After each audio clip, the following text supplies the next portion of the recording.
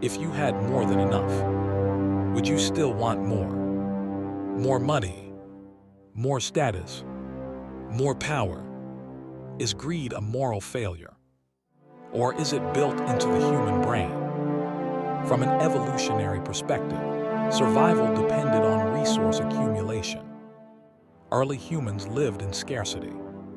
Food was uncertain. Territory was contested. Winter could be fatal. Evolutionary biologist Charles Darwin described natural selection as a process that favors traits increasing survival and reproduction. In that environment, those who gathered more resources often had better survival odds. Modern evolutionary psychologists like David Buss argue that many competitive behaviors we see today are echoes of ancestral survival strategies. But what about the brain? Neuroscience shows that the reward system, particularly dopamine pathways involving the nucleus accumbens, drives motivation and pursuit. Research by neuroscientist Wolfram Schultz demonstrated that dopamine spikes not when we receive rewards, but when we anticipate them. This anticipation fuels the pursuit of more, and it doesn't easily shut off. Behavioral economist Daniel Kahneman, Nobel Prize winner, showed that humans are loss-averse. We fear losing what we have more than we value gaining something new. That bias pushes accumulation, not necessarily because we're greedy, but because we're wired to avoid scarcity.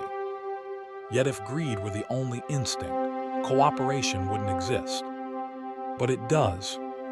Biologist Robert Trivers proposed the theory of reciprocal altruism, the idea that helping others increases long-term survival. Groups that cooperated often outperformed groups that didn't. So the human brain evolved two parallel systems: competition and cooperation, desire and empathy. Modern society complicates this balance.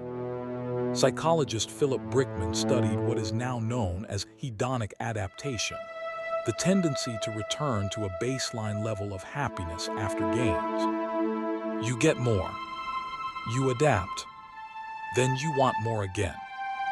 Not necessarily because you're morally flawed, but because your nervous system recalibrates. So is greed human nature? In part, yes, but so is generosity. So is collaboration. So is restraint.